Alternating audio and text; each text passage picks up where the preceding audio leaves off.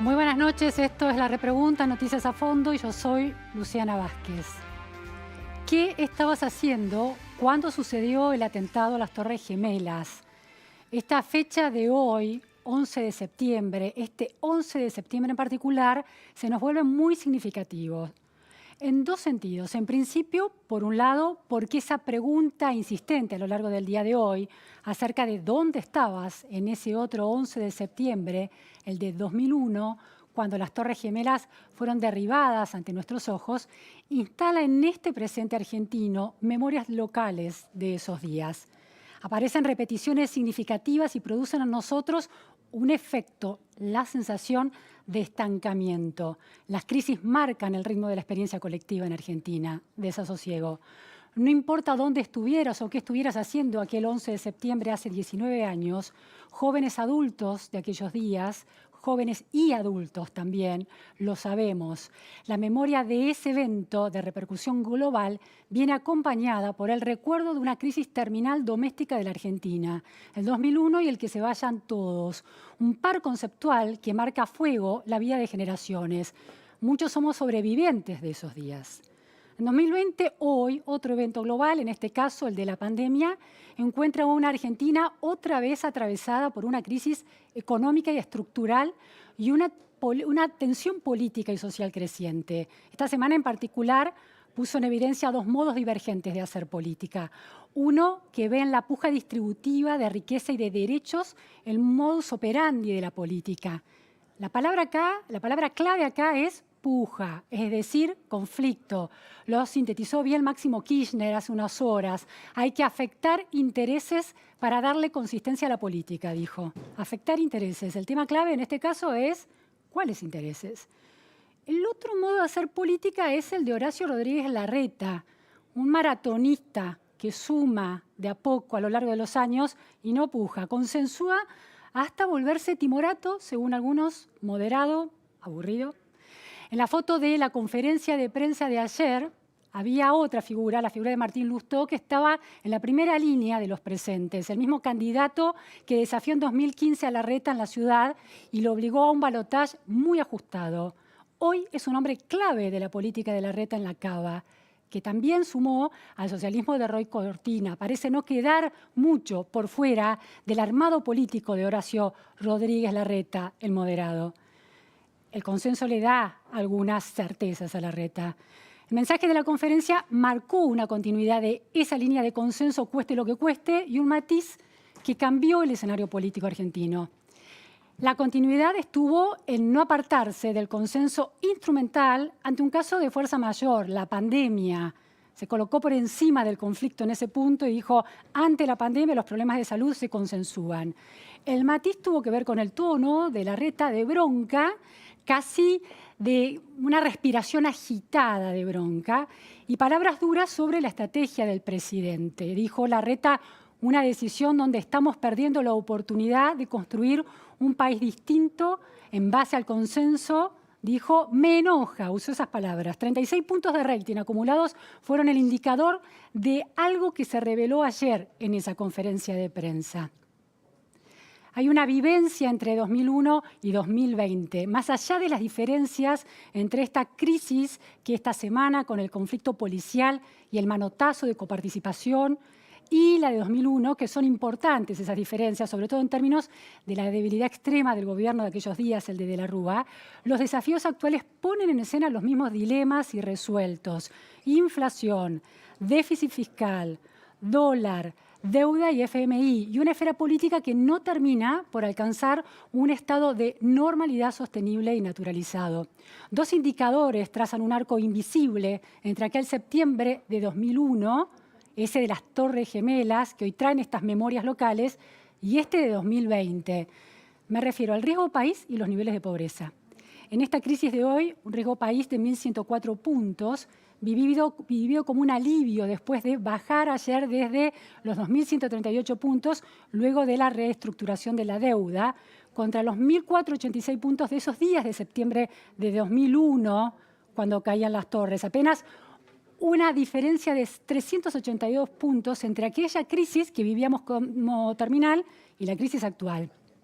Y la pobreza, que según cálculos expertos alcanzó en el primer semestre de este año al 41%, después de un 35% en el segundo semestre de 2019.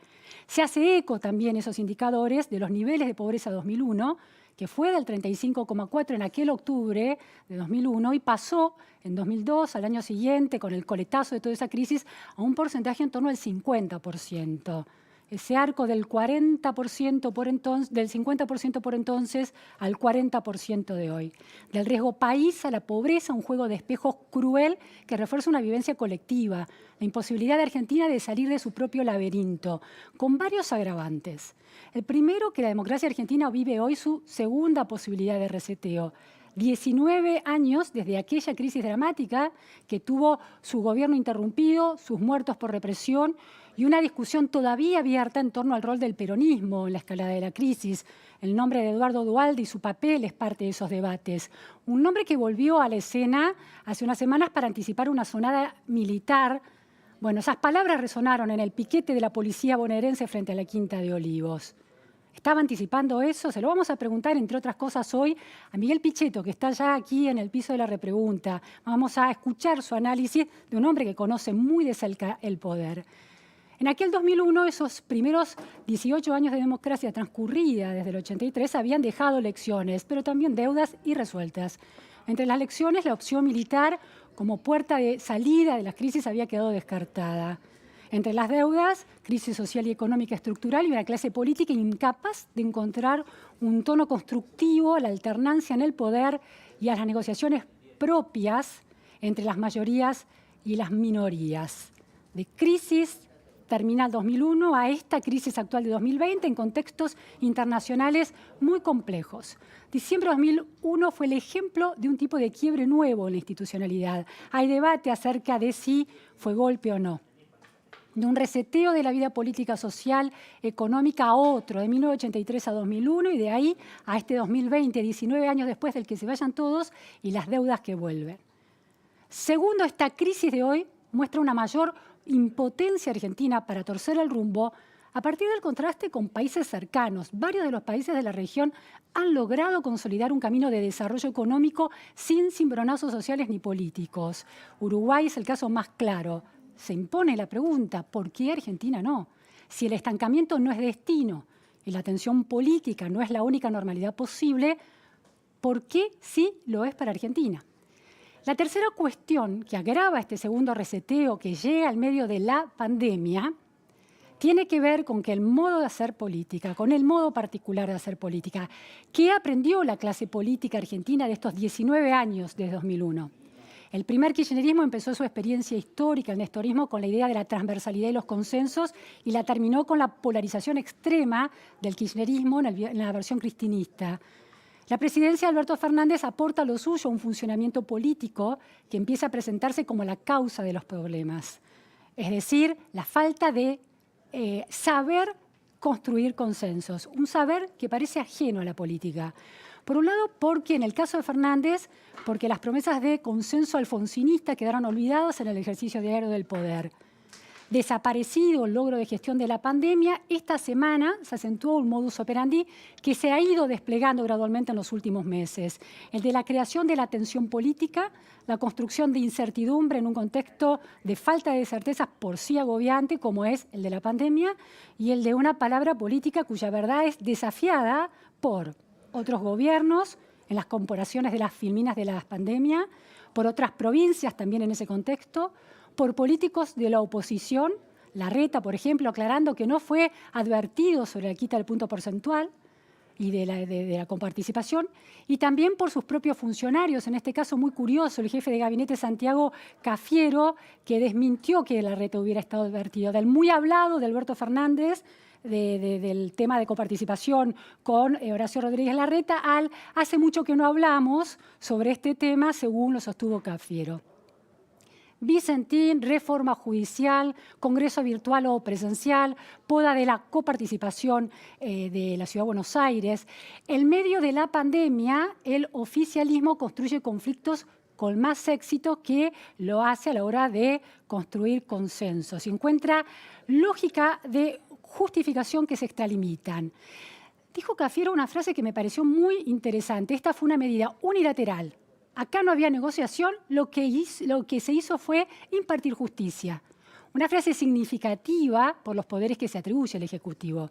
En la vereda enfrente, Larreta se elevó por sobre el incidente. Mis convicciones no cambian por una decisión que considero errada e intempestiva. Mi convicción es el diálogo. No son palabras menores las de Larreta, dichas precisamente por un político que tiene funciones ejecutivas. Cada acto de gobierno podría desmentirlo. Pero el maratonista Larreta por ahora insiste con la coherencia.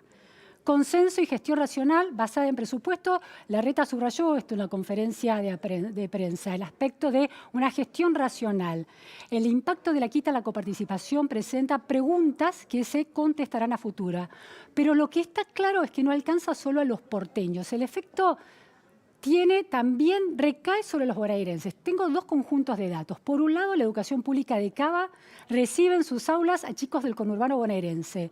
Sobre la matrícula total de alumnos, es decir, los chicos inscritos en la Ciudad de Buenos Aires, en las escuelas públicas de nivel inicial, en las escuelas primarias y secundarias, el 26% de los alumnos que llegan a las escuelas porteñas proviene del conurbano. En primer lugar, desde La Matanza. El 9% son alumnos llegados desde el municipio de la vicegobernadora Magario. Cálculos oficiales estiman que habría entre un 10 y un 15% más de alumnos del conurbano en la ciudad de Buenos Aires que ocultan su domicilio real. En el nivel inicial es de un 7,4% la proporción de bonaerenses en estas escuelas porteñas. En la primaria el porcentaje llega a un 9,4% y en la secundaria a un 9,3%. En los hospitales públicos porteños se da un fenómeno similar. Según cifras oficiales, en promedio en todos los hospitales hay un 40% de pacientes que provienen de la provincia de Buenos Aires. Y en 3 hospitales, el Santo Yani, el Argerich y el Subizarreta, la proporción es mayor, un 60% viene de la provincia del gobernador Kicillof. La atención de bonaerenses en Cava viene creciendo desde 2018. Durante la pandemia, el 39% de los test PCR en Cava estuvo destinado a no residentes, la mayoría del conurbano bonaerense. Ayer jueves, el 46% de los testeos PCR se realizó a bonaerenses en la Ciudad de Buenos Aires. El 33% de las personas internadas en unidades de terapia intensiva por COVID-19 y el 26% de los pacientes moderados con coronavirus son no residentes principalmente de provincia de Buenos Aires. El alcance del impacto sistémico de ese afectar intereses que señalaba Máximo Kirchner, ese modus operandi reivindicado por Kirchner y que le da identidad al hacer político de su madre, está por verse todavía. Primero, en relación a la capacidad que tendrá Cava para contener poblaciones de residentes y no residentes, en gran parte provenientes de la provincia, que se benefició con el punto porcentual de la coparticipación que decidió pasar el presidente Alberto Fernández a la provincia. Y por otro lado, en relación al efecto dominó que puede tener afectar positivamente los intereses corporativos de la fuerza policial con aumentos de sueldo cuando se afectan negativamente los intereses de otra corporación, la corporación docente, que negoció un porcentaje de aumento cero en paritaria. Por eso el otro sentido especial que adquiere este 11 de septiembre, otro día del maestro, intereses afectados negativamente en una lógica distributiva que parece estar más bien regida por la capacidad de presión de cada grupo. Policía con arma gana. Finalmente, el otro impacto cuyos resultados se verán en el mediano plazo es político. Si la decisión del presidente Fernández de afectar a Cava y subir al escenario Larreta termina convirtiéndose en su gran error político, haber convertido en héroe a Larreta, el dueño claro de la política del consenso y del gesto amable, con encuestas positivas en términos de imagen, como las de su ministro Fernán Quirós. Habrá que ver entonces cuál es el impacto real de estas decisiones, esa incertidumbre política que se autoinflige el oficialismo en una cadena de decisiones unilaterales, una caída del PBI que llegará a unos 12%, en 2002 fue del 10,4%, en uno de los momentos más críticos de la Argentina, y una vacuna que no llegará tan rápido como se preveía y hace cada vez más imposible el reclamo de cuarentenear hasta que llegue la vacuna. Representa todo esto un escenario delicadísimo para una política como la oficialista, que ha decidido insistir en la no construcción de consensos e imponer la fuerza de sus mayorías temporarias. ¿Está la Argentina en condiciones de resistir nuevamente otros 19, 20 años de ese tipo de política? Todo parece indicar que no. De esto vamos a hablar ahora con Miguel Ángel Pichetto, en la repregunta.